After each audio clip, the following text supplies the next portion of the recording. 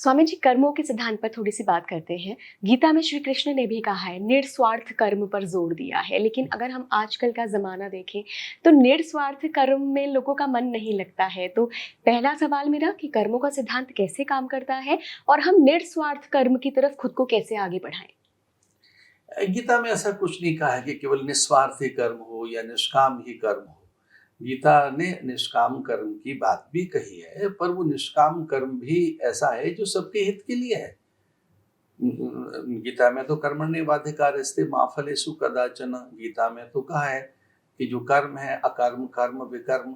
कर्म का अर्थ है निरंतर कुछ उस शुभता से, उस पावित्र से, उस पुरुषार्थ से जो सबके हित के लिए है। जैसे आप एक बीज डालते हैं और वह बीज वृक्ष बनकर फल, फूल, गंध, सुगंध, मकरंद सब देता है। गोंद, छाल, छाया, वल्कल, हरितिमा, उससे जड़ें पैदा होती हैं, उससे वृक्ष बनता है। वृक्ष की फिर वृक्ष एक ऐसी वनस्पति है कि उसकी सूखी लकड़ियां ईंधन बनकर उदर की आग को शांत करती हैं, अथवा वो समिधा बनती हैं। तो वो एक जो बीज डाला गया, एक कर्म जो हुआ, उससे कितनी उत्पत्ति हुई है। उससे जैसे फल, फूल, गंध, सुगंध, मकरंद, हरितिमा, बादलों को बुलाने के लिए आर्द्रता, वाष्पीकरण, पर्जन्यों को आकर्षित करने के लिए उसकी प्राण सत्ता, उसी से अन्न में पाचकता है, पौष्टिकता है, भूस्खलन रुकता है पेड़ की जड़ों से, और पेड़ प्राण देता है, ऑक्सीजन देता है। तो जैसे एक छोटी सी चीज से कितना कुछ हो गया। तो गीता ये कहती है, अथवा भगवान कृष्ण ये कहते हैं कि जो कुछ आप कर रहे हैं उसके करने में कोई उपयोगिता हो, उसकी कोई उपादेयता हो, उसकी कोई कुछ उत्पादकता हो, वो स्वयं और दूसरों को लाभान्वित करने वाला हो। और इसके लिए हम भारतीयों ने इसे समझा है कि वो शुभ कर्म हो, पवित्र कर्म हो। हमारे यज्ञ कर्म ऐसे ही तो हैं। यज्ञों से पर्जन्य आते हैं। यज्ञ पर्जन्यों का बादल आते हैं, वो बादल ही तो अन्न को पकाते हैं। उन बादलों से ही तो धरती में हरितिमा और आर्द्रता रहती है। उन बादलों के कारण ही तो पूरी प्रकृति में पवित्रता, ऊर्जा, स्फूर्ति और जीवन रहता है।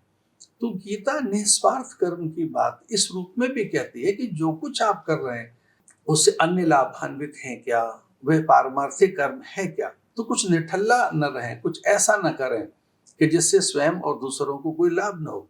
तो कुछ व्यर्थ न हो, निरर्थक न हो, अकारक न हो, अर्थहीन न हो। माया एक ऐसी चीज है जिसको कहा जाता है देवता भी नहीं बच सके।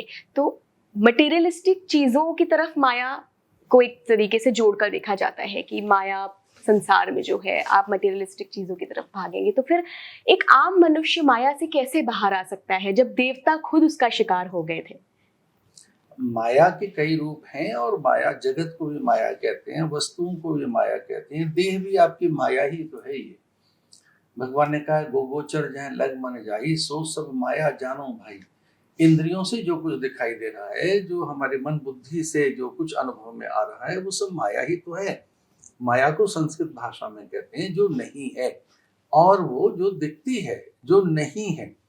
तो यहाँ माया का अर्थ इस रूप में लेना चाहिए कि जो सत्य नहीं है, जो नित्य नहीं है, जो शाश्वत और सनातन नहीं है, जो मरण धर्म है, क्षण भंगुर है, विनाशी है, मृत्यु के मुख में है। तो देह भी तो माया है एक प्रकार से। ये संसार तो माया है ही। अब संसार में सारे पदार्थ भी फिर तो माया है।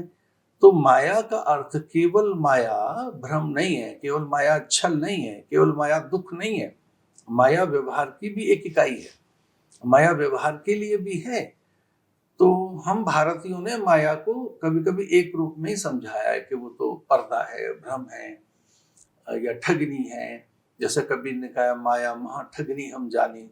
तो माया का अर्थ है जो आपको भ्रमित करती है चीजें। जैसे आपको देह आपकी भ्रमित कर रही है, आप इसी को सच माने बैठी हैं। तो देह तो सच नहीं है। बिल्कुल। देह तो बदलती है, इसमें आकार बदलता रहता है, रूप बदलता रहता है। तो जो आप हैं वो सच है।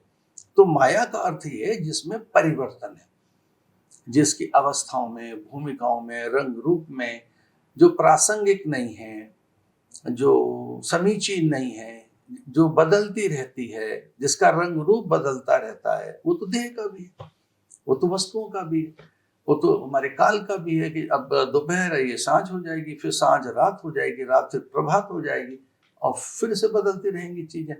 तो जो बदलती रहती है, जो सत्य नहीं है उसे माया कहते हैं, और सत्य वो है जो नित्य है, शाश्वत है, सनातन है। तो उसे अनुभव करें, वो कौन है? इसे शास्त्रों ने कहा कि सत्य की ओर बढ़ें, असत्य की ओर नहीं। असतो मां सद्गमय, तो मैं सत्य की ओर चलूं, माया से हटकर सत्य की ओर। तमसो मां ज्योतिर्गमय, अंधकार से प्रकाश की ओर। मृत्योर मां अमृतम गमय, क्योंकि माया वह है जो बदलती है, मृत्यु के मुंह में है, तो मैं अमृत की ओर चलूं। तो माया न तो ठगनी है, न कोई वो निंदनीय वस्तु है। माया वो है जो व्यवहार कर रही है, जो जगत का व्यवहार है, ये सारा माया ही है। जगत के व्यवहार में जितनी वस्तु हैं, उसमें आपकी देह भी है और आपका मन भी है। मन भी मायावी ही है, क्योंकि माया अष्टधा प्रकृति, माया माने प्रकृति, और प्रकृति 8 चीजों से मिलकर बनी है। व्योम, नीर, धूल, आग, बयाग, मन, बुद्धि, अहंकार। तो मन भी तो फिर माया हो गया, बुद्धि भी तो फिर आपकी माया है, फिर देह भी तो आपकी माया है। तो मतलब आप माया से कभी बच नहीं सकते। माया का मतलब है जिससे व्यवहार हो रहा है, तो आप व्यवहार से बचेंगे क्या?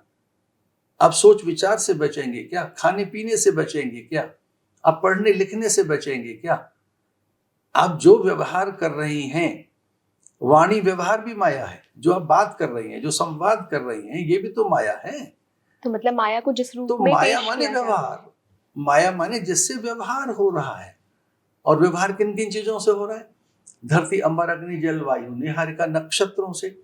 व्यवहार किससे हो रहा है? देह, मन, बुद्धि, प्राण से। इनके बिना कैसे हम रहें? तो माया एक प्रकार से अधिष्ठान है, माया एक प्रकार से ईश्वर की शक्ति है। वो व्यवहारिक शक्ति है ईश्वर की, वो कोई ऐसी चीज नहीं है जिसकी निंदा की जानी चाहिए। क्योंकि जो व्यवहार हो रहा है, जो कुछ है, वो सब माया के अंतर्गत हो रहा है। इसे जान लेना कि ये जो व्यवहार है ये मैं नहीं हूं। जैसे परमात्मा भी तो व्यवहार कर रहा है प्राण पवन के रूप में। तो माया माने व्यवहार।